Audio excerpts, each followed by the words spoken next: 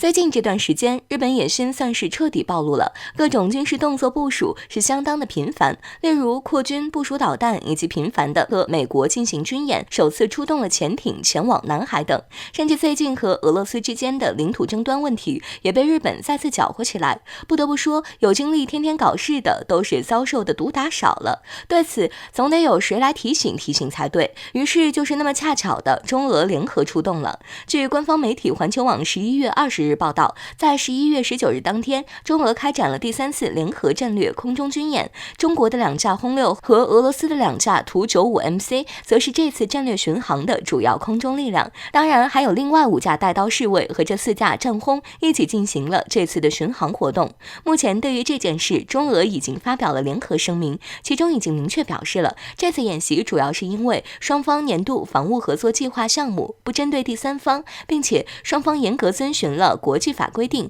没有进入他国领空。不过即便如此，国外媒体对于这件事依然有着各种各样的解读，并且普遍认为这是在威慑日本，甚至就连日本自己也是如此想的。例如这次中俄进行战略巡航，日本航空自卫队多次派出军机进行跟踪和监视，注意了，这里是多次。而且有消息称，这次中俄军机巡视路线包括了东海和日本海的太平洋水域，在更具体的路线图中，甚至还包括了宫古海峡，因为这次中俄军机从日本海出门，穿越了对马海峡进入东海，然后还特意飞越了宫古海峡进入太平洋水域上空，最后才双双折返。并且在同一天，日本接连发布2条消息，分别在对马海峡的两边发现了中俄军舰，其中虽然中国的军舰是驱逐舰和护卫舰，但是俄罗斯出动的却是潘杰列耶夫海军上将号大型反潜舰。如此一来，日本可不得直了眼，直接如同被猫踩了脚的耗子一样跳起来了，分别派出了军机、军舰进行跟踪监视。对此有分析人士表示，这次中俄海空联合巡航，轰炸机、反潜舰统统都派上了，还把宫古海峡和对马海峡直接全都包括在了其中，显然是在威慑东海势力。就如同日本所想那样，虽然不针对第三方，但是却不妨碍警告那些蠢蠢欲动的野心。中国从来不怕挑衅，如果胆敢动手，那么一切后果自负。不得不说，如此行为确实很有效果，日本对此也确实颇为慌乱。毕竟相比这次中俄军机路过韩国的防空识别区，韩国方面发出的通稿，对于中俄军机的进入，韩国采取了正常战术措施，这里着重强调一下正常，意思是虽然我派出了军机伴飞，但是这都是正常操作，我不慌。不得不说，相比韩国的云淡风轻，日本确确实实是心虚极了。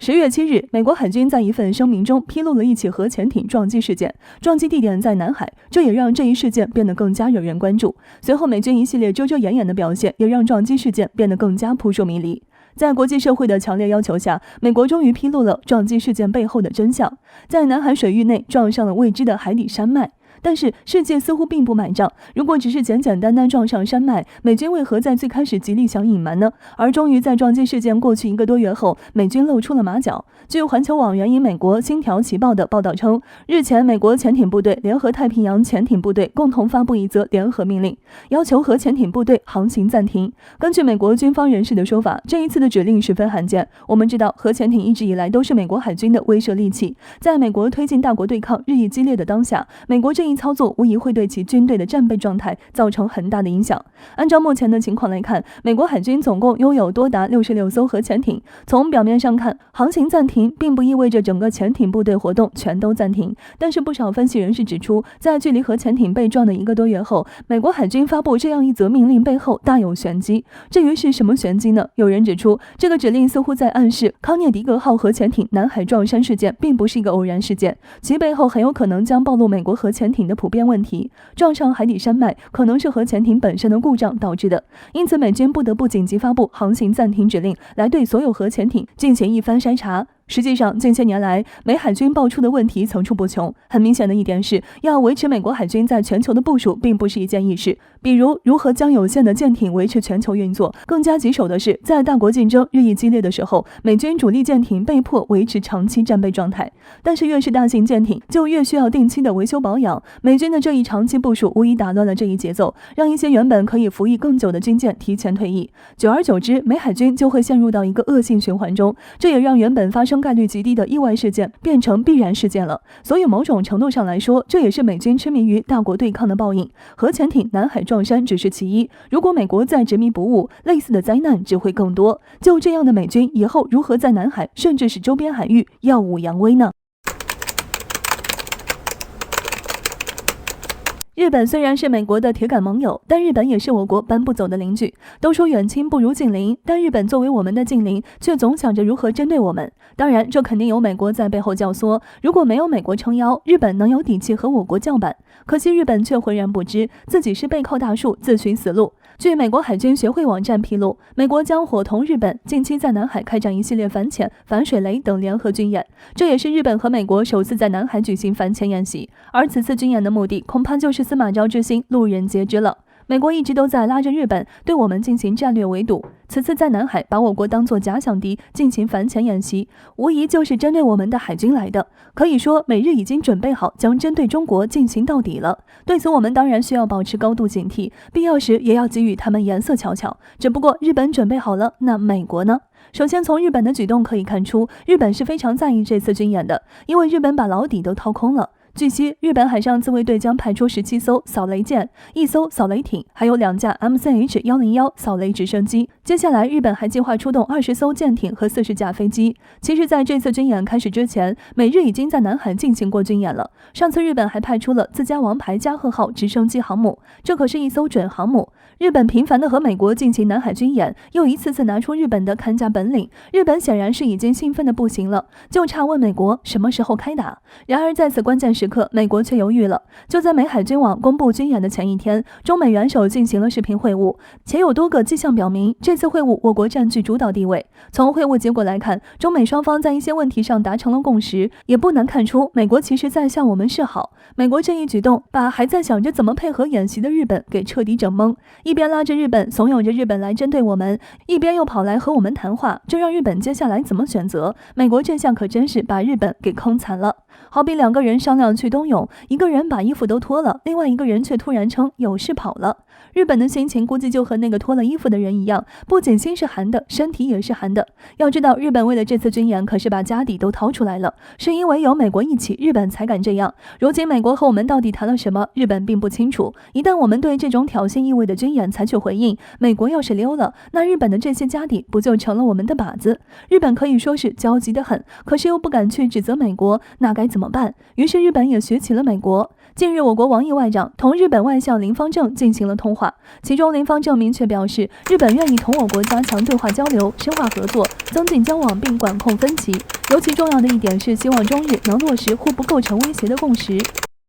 从日本方面的表态可以看出，日本这下是真慌了。但既然意识到了这点，日本就要做出实际举动来表示诚意，不然你那可能随时被美国抛弃还在南海的军队，独自面对中方驶来的军舰，会怕吗？近期以来，美国为了维护自己的利益，对中俄两国的打压是不少的，因为他们害怕中俄两国的实力会威胁到美国的霸权地位，所以就总想着各种招数，用来遏制我们前进的脚步，削弱对美国霸权的威胁。但可笑的是，在经过美国对中俄无数次的打压和制裁以后，对他们的威胁不但没有削弱，反而增强了。因为经过美国的打压以后，中俄两国的关系却越来越近了，这对美国来说更是一个严重的挑战。据相关消息报道称，近日俄罗斯总统府克宫官方网站发布消息称，俄罗斯总统已经签署了俄罗斯联邦法律，并批准延长了中俄两国关于相互通报发射弹道导弹和航运火箭的协议书。据悉，该协议书是去年底我国防长与俄罗斯国防长绍伊古签订的，有效期将延长10年，自2020年12月15号起生效。这样的协议也对两国的发展至关重要，同时也说明了两国的友好关系迈向了更高的一个层次。此外，近日日本防卫省也发布了消息，他们宣称日本海上自卫队发现中俄3军舰在同一天穿越了对马海峡，其中包括我国的一艘052 D 型驱逐舰和054 A 型护卫舰，以及俄罗斯的一艘潘吉列耶夫海军上舰号大型反潜舰。随后，日本海上自卫队也出动了一艘导弹艇进行监视和情报收集。与此同时，韩国媒体也发布了消息称，韩国军方近日在韩国防空识别区发现了9架中俄军用式飞机。据报道称，韩国联合参谋本部路透露消息，这9架飞机中，其中2架为中国飞机，另外7架是俄罗斯飞机。这9架飞机先后进入韩国防空识别区，随后又离开该区域，期间没有侵犯韩国领空，但韩国军方依旧派出了战斗机和加油机监视，以便应对突发状况。对此，有相关分析师认为，如今的中俄关系，正如普京总统所言，属实达到了历史最高水平。不论是延长协议，还是军舰军机的共同出动，都可以说明中俄两国的信任度已经很高了。这或许也正是我们想要看到的，因为如今一些以美国为首的西方国家对中俄两国的发展虎视眈眈，所以中俄两国走得越近，对他们的威慑力就越强。所以只有中俄的合作越紧密，美国人才不会有机可乘。总之，我们还是奉劝美国不要再妄想与中俄两国作对了，只有跟中俄合作才是对美国最好的选择，如若不然，只会让美国更加落后。